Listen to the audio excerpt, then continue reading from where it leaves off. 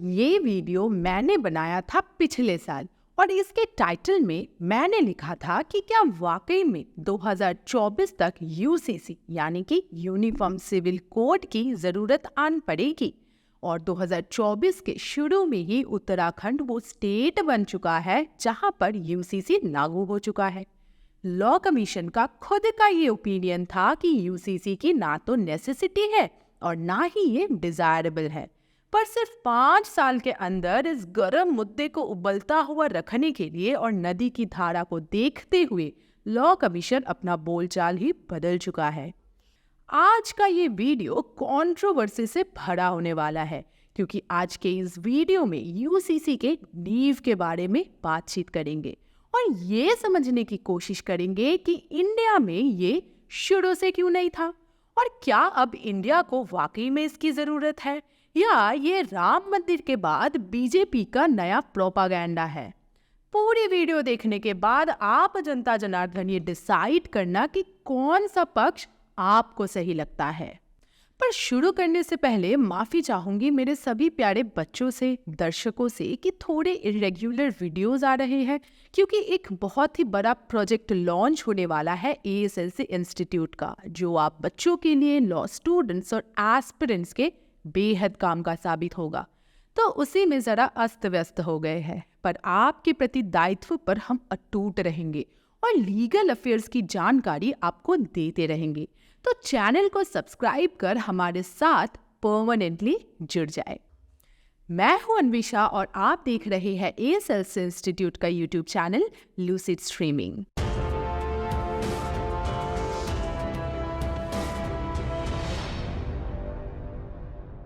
तो टॉपिक पर वापस आते हैं। यूसीसी का मतलब है एक देश एक कानून, यानी कि सबके लिए एक ही कानून। पर यह सुनने में जितना आसान और अच्छा लग रहा है, इंडिया जैसे देश के लिए ये उतना ही भयानक साबित हो सकता है। तो भारत में यूसीसी का मतलब है पर्सनल लॉस वर्सेस स्टेट की अथॉरिटी। एक तरफ है हमारे पर्सनल और रिलीजियस फ्रीडम और दूसरी तरफ थानोस स्टेट जो यूसीसी लागू करवाने पर जुटी हुई है। इसमें किसकी जीत होनी चाहिए? तो देखिए, सिचुएशन ऐसा होना चाहिए कि एक कम्युनिटी खुद आगे आए और किसी भी रिफॉर्म को खुद से अपने मर्जी से अपना ले। और ये कोई 8वां अजूबा नहीं है। स्पेशल मैरिज एक्ट और हिंदू सक्सेशन एक्ट इसी का एग्जाम्पल है। पर सभी कम्युनल लॉज को हटा देना, क्या ये सही होगा? करेंटली मुस्लिम्स पर ज्यादा फोकस किया जा रहा है, पर सिर्फ मुस्लिम्स ही नहीं बल्कि हिंदू, जैन, बुद्धिस्ट, सिख, पारसी, ज्यू, इन सभी समुदाय के अपने अपने पर्सनल लॉज हैं। तो हम ये माने या ना माने, ये पर्सनल लॉज रिलीजियस आइडेंटिटी को डिफाइन करता है। यहाँ तक कि हिंदू मैरिज एक्ट 1955 भी इस चीज पर जोर देता है कि शादी सप्तपदी और विवाहोमा से होना चाहिए, यानी कि अग्नि को साक्षी मान के 7 फेरों से हो। अडॉप्शन, जॉइंट फैमिली, सक्सेशन के रूल्स सभी हिंदू पर्सनल लॉ के अनुसार है। पर एक सच बात ये भी है कि जहां एक तरफ 2 हिंदू लोग अगर स्पेशल मैरिज एक्ट के तहत शादी करें तो फिर भी उन पर हिंदू पर्सनल लॉ एप्लीकेबल होता है, उन पर भी लागू होता है जो हिंदू धर्म को छोड़ चुके हैं। पर मुस्लिम्स अगर इस एक्ट के तहत शादी करते हैं तो उन पर मुस्लिम पर्सनल लॉज एप्लीकेबल नहीं होता। भला ये कैसा यूसीसी है? हमें ये ध्यान में रखना होगा कि ये पर्सनल लॉज अचानक नहीं आए हैं।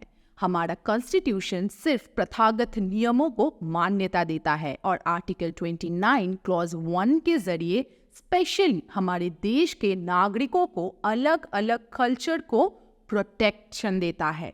तो सबसे ज्यादा जरूरी ये है कि लॉ कमीशन को हमेशा इंडिया के डाइवर्सिटी और मल्टीकल्चरल पॉलिटी को ध्यान में रखना होगा और यूसीसी को ऐसे बनाना होगा जो इंडिया के मोजाइक मॉडल को अपहोल्ड करे। अब ये मोजाइक मॉडल क्या होता है? ये मॉडल अलग अलग लैंग्वेज, रिलीजन, एथनिक ग्रुप के साथ में रहने को डिनोट करते हैं एक सोसाइटी के अंदर।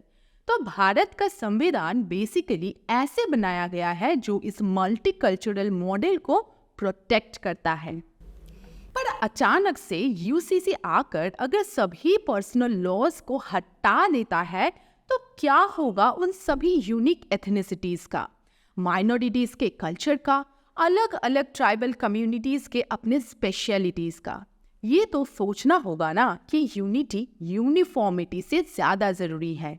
21st लॉ कमीशन जो कि था 2015 से 2018 के पीरियड में, तब उन्होंने ये बोल्डली कहा था कि एक कम्युनिटी के अंदर मेन और वुमेन के बीच इक्वलिटी ज्यादा जरूरी है। एक यूनिफॉर्म लॉ से ज्यादा जरूरी ये है कि एक प्रॉपर जस्टिफाइड कोड हो। पर क्या इन आइडियाज को अब हम भूल चुके? सेक्युलरिज्म इंडिया का फंडामेंटल प्रिंसिपल होने के बावजूद इंडिया ने कभी भी फ्रेंच मॉडल लीसिट को नहीं अपनाया।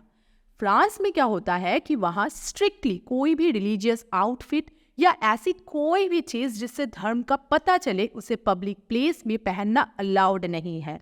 वह रिलीजियन को सेक्युलरिज्म के अगेंस्ट एक थ्रेट मानते हैं और चाहते हैं कि लोग सिर्फ अपने अपने घरों में ही अपने धर्म का पालन करें, उसे समाज में प्रदर्शन ना करे। पर इंडियन सोसाइटी इससे बहुत अलग है। वह धर्म को सिर्फ टॉलरेट नहीं करता, एकोमोडेट करता है। सैकड़ों एथनिक ग्रुप्स को भिन्नता के बावजूद साथ में रहने में मदद करता है। जब कोई भी ग्रुप इस तरह के मल्टी एथनिक ट्रेडिशन को वास्तव में साथ लेके चल पाता है बिना किसी के फ्रीडम और राइट को बर्खास्त किए, तब ये ट्रेडिशंस और वैल्यूज सोशल मोर्स बन जाते हैं। यानी कि समाज में एक ऐसा कल्चर बन जाता है जिसमें लोग इस सर्टेन तरीके से बिहेव करते हैं और अगर इसका अन्यथा कोई करने की कोशिश भी करता है तो उसके विरुद्ध स्टेप लिया जाता है। और इसका एक बहुत ही बढ़िया परिणाम निकल कर आता है जो एक इंडिया जैसे नेशन को जोड़े रखता है। तो यहाँ वाकई में सोच विचार करने की जरूरत है कि इन पर्सनल लॉज के नाम पे जो भी प्रैक्टिसेस है उनमें से कितने ऐसे हैं जिनको प्रोटेक्शन देना चाहिए और कितने नहीं।